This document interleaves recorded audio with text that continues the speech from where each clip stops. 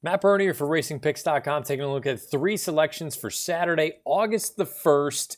Look, big racing this time of year. We're leading into the Breeders' Cup just a few months out.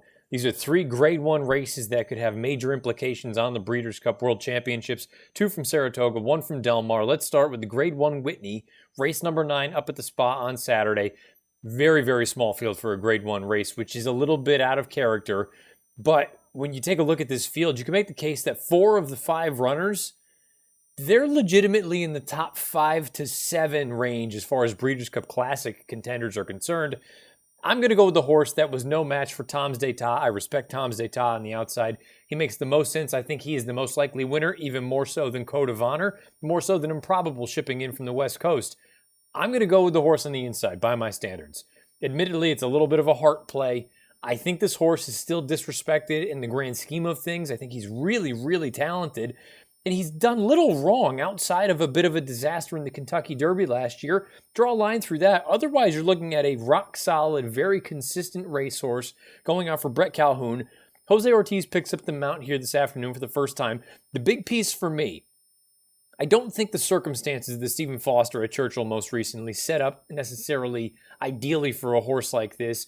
I understand he was no match for Tom's d'Etat, but I think the way that the race was run kind of went against a horse like By My Standards. And I feel like from the inside, Jose needs to establish some sort of early position. I think if he does that, you take a look, this horse is paired up. Career best Beyer speed figures of 102 in each of his last 2 races. To me, it's a little bit of a pet handicapping angle. I think that could potentially precede a forward move. If all of a sudden he moves up into the 106, 107 range, Tom's d'Etat better be at his best. Code of Honor better be at his best. And a horse like Improbable, who I'm still not entirely convinced is really this good, he better be at his best. I don't want to totally just throw shade at Mr. Buff, but I do think he's a notch below the big 4 in here. I didn't think I'd be doing this, but the price seems to be right. 9-2 on the morning line. Give me the number 1 by my standards, breaking from the inside in the 9th at Saratoga on Saturday. It's the Grade 1 Whitney. One race later, one of my favorite races of the year. This is a nice full field, 7 furlongs on the main track. It's the Grade 1 H. Allen Jerkins, 3-year-old sprinters. It may not be the greatest field that we've ever seen assembled for a race like this, but I do think there is some legitimate talent, including the horse that I'm hopeful can get back to his winning ways. That's the number 8, 3 Technique. He's 6-1 on the morning line for Jeremiah Englehart. Jose Ortiz again. So look, if Jose has a big day, I'll have a good day. This is the kind of horse that the 2 runs that he made earlier this year at Oaklawn Park. The Connections had Derby fever, understandably so. Really talented 2-year-old, showed some real legitimate quality in some of his races toward the end of that 2-year-old campaign. They run him down at Oaklawn Park. He catches a muddy and sloppy sealed track in each of his 2 starts. Keep in mind, Oaklawn, 2 turns going a mile.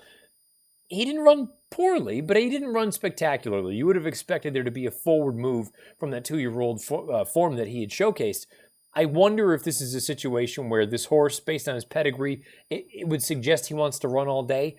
I wonder if the 1-turn configuration is really what's going to hit him right between the eyeballs, getting back to the 7/8 distance. He's a perfect 2 for 2, going 7 furlongs. I wonder if this is sort of the reset, and we get back to what this horse actually wants to do, and that's go those 7/8, 1-turn mile sort of configurations. He's 6-1 on the morning line. I bet he takes a little bit of sneaky money in here. Wouldn't be surprised if we end up at 9-2, 5-1. But I think 3 Technique from a talent standpoint, I think he's every bit as good as the other runners in this spot. He should get a little bit of pace to run at with Jose aboard. Give me him at 6-1 on the morning line. I don't know if we're going to get that. But race number 10 at Saratoga, the H. Allen Jerkins, number 8, 3 Technique. Now, we move out to the West Coast to wrap things up. Race number 10, Grade 1 Bing Crosby, lost a little bit of its luster when we heard that McKenzie would be bypassing this spot to run in the Pat O'Brien later in August. To be honest, I thought this was a suspect position for him to be in regardless. He should have been in the Whitney. Neither here nor there. He's not here anymore. So you kind of take sort of account of who's running in a spot like this. I take a look at a horse like the number 9 Collusion Illusion. I love him. I think the talent is unbelievable. I think he is arguably as good, if not better, than any of the 3-year-olds that will be running in the H. Allen Jerkins on Saturday at Saratoga, at a distance that personally I would prefer a horse like Collusion Illusion. It speaks volumes that Mark Glatt wants to keep him home. He's run very well at Del Mar in the past. He's a perfect 2 for 2. The distance isn't an issue for him.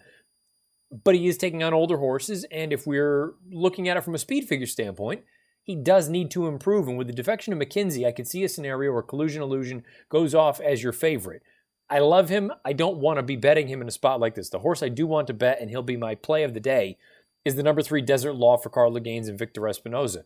Desert Law, you go through his past performances in his entire career, 17 lifetime starts. He's a horse that historically, in his second start off the layoff, has taken a tremendous step forward, and I'm banking on that being the case here in the Bing Crosby on Saturday afternoon, because his Thor's Echo, a little bit of an odd trip. He was down inside waiting to try to find a little bit of a seam, got a little tight going into the far turn. Flavien Prat chose to pull out of there, looped up on the outside, and he put in a little bit of a bid before flattening out at the very end.